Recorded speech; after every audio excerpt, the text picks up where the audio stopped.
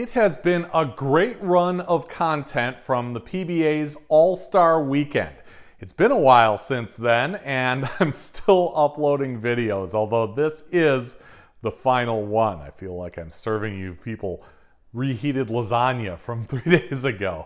But you'll be glad you waited for this one. This gentleman is a former Player of the Year who has had a terrific season. Only 3 other players have earned more than he has on tour this season, and only one, EJ Tackett, has more points than he does. He's Andrew Anderson, and why did he have this great result in 2025? He's got a couple reasons for that.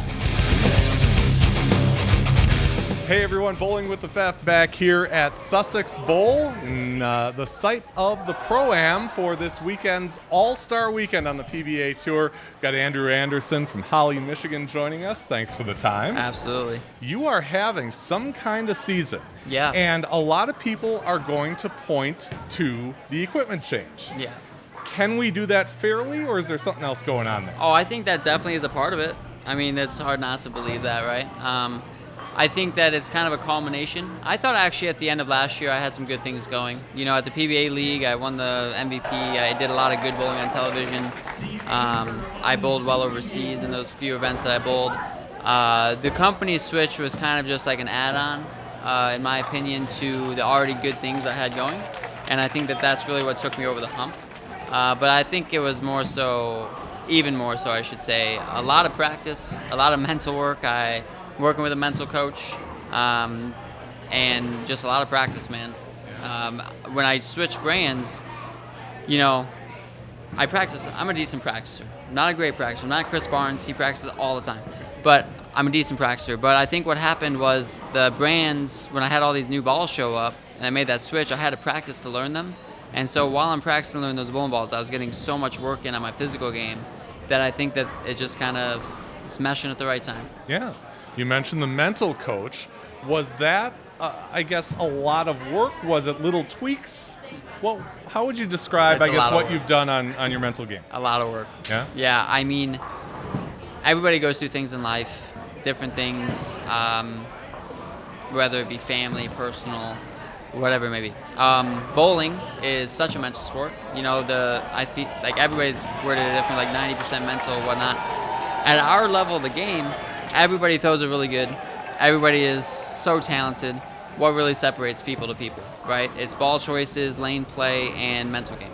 And I felt like my lane play and physical game have been pretty solid. I thought that I was really missing something on the mental edge standpoint that I had early on in my career when I won Player of the Year and whatnot, and then I lost a little bit.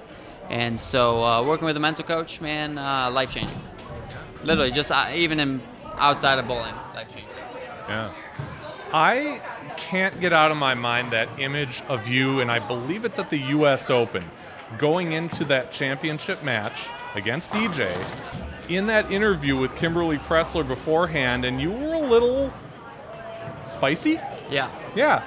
Is that something where you have like a chip on your shoulder this year? Was it mental gymnastics? She told me she was going to ask the question beforehand. I didn't really know how to answer it in any way. I kind of just was like, well, whatever comes to mind. And I think I've always kind of bowled with a chip on my shoulder. My best bowling is done with a chip on my shoulder, I should say.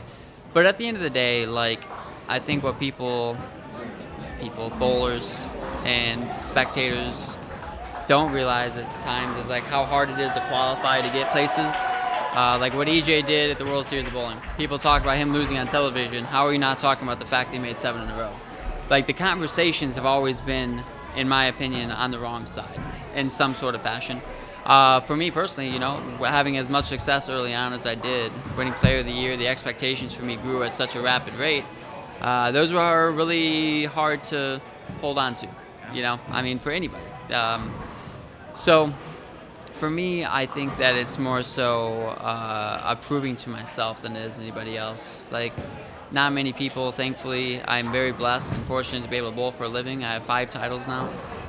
If you would have told me in 2017, like, hey, bro, in 2025, you're going to have 5 titles, I would have, like, laughed at you. I'm like, yeah, okay, sounds good. And so here we are. you know? And so me saying stuff like that, or like me yelling MVP on TV, that's more talk to myself, I think. You know, because I'm trying to give myself the confidence. I could honestly care less what the other people care. Because, I mean, if I win or lose, people are going to like me or dislike me. And I think EJ feels the same way. I think all the best feel the same way. So I think it's just more of a talk to myself than anything else. Yeah. Do we, and I mean we as fans, ever get to a point where we're like, okay, you know, yes, that's different than what we see sitting on our couches? Or is it just something that you kind of explain over and over again, and you just kind of submit to the fact that you're still going to get, you know, people who think they know better? Yeah, I mean, I'll use EJ as the example again. It's just the easiest example right now. But like for EJ has 26 titles now. I think 26 titles is an absurd amount, you know, for his age. Like 32 years old, I think, 33, and 26 titles. His trajectory is unbelievable. It's one of a kind. And so if you would have asked people like 5 years ago, like, what's EJ like? Well, he sucks on TV. I would have laughed at you. I said, dude, you're telling me a 27-year-old who's not even in the prime of his career yet sucks on TV? He's been on TV 74 times. And again, it goes right back to what means more. Winning, like, EJ has won so many tournaments before the television show. And so, like, there's a mutual respect for bowlers on the PBA Tour when we talk about, like people will remember I led the U.S. Open. The bowlers will. Now, the public will not. The public will remember EJ beating me or him winning, which is hats off to him, you know. That was very nerve-wracking for me, that show. But, man, for me and the bowlers around me, I led the U.S. Open by 100 pins. And then like 300 over second. I mean, that's a feat in itself. Like, what the argument shouldn't be about how bad I did on TV, but how insane was it that I did what I did to get there? You know, and I think that's where the biggest disconnect is from fans and competitors. Sure. The way the schedule shakes out from here, you got boom, boom, major, major. How do you get set for that and, you know, give it the best Andrew Anderson that you can in that stretch? Yeah, I mean, the crazy thing is I'm like 340 games in. I'm a major, leading a major, and I missed the cut of the Masters by a few pins last week. We've had a stressful season, you know, and finishing major, and I mean, it's not like the playoffs aren't important. It's another 100,000 on the line and a title on the line. The PBA Brand League is coming around the corner. Tour finals if you make it in. So these next 2 weeks really dictate the year for me personally. I've had a great year. You know, I'm super excited that I'm second in points and all that, but you think EJ cares that he's at 32,000 points? No, he's not thinking of it that way. And neither am I. You know, next week, Jackson, Michigan, another chance to win a title at home. I think the biggest difference for me at this point in time, if you would ask me this question a year ago to today, is like, I'm asking myself what I have to do to win the tournament next week. Like last year, if you had asked me, I'm asking myself, what do I have to do to make the cut? And I think that that's a huge testament to where I'm at mentally, you know? It's got to feel good. I mean, it's different. Yeah, you've won once already this year, and you're moving forward with this better attitude.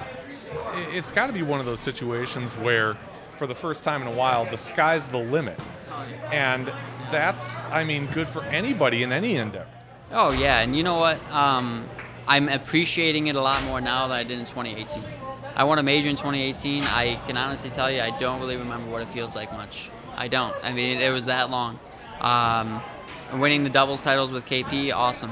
But I think this time around I'm appreciating the good bowling more, and I'm actually, I believe, enjoying it more. Where at that point in time, you know, you're trying to prove yourself. It was my second year on tour. You're bowling around all these guys you looked up to, and now at this point in my career, we look at each other. You know, if that makes sense. Like, I get to have a conversation with Chris Barnes for an hour about stuff. Like, that wasn't happening 8 years ago. And so it just, it's a whirlwind, man. And so super excited. You know, major season is here. We're right in the midst of it. This is kind of like a nice little break from it, I guess. But we're still competing on television tomorrow. And so it's just different. You know, I'm very happy to have this lifestyle. And I will tell you, it is a nice change for me to be in such a good mental space going into those last couple, where last year I was like, get me out of here. Yeah.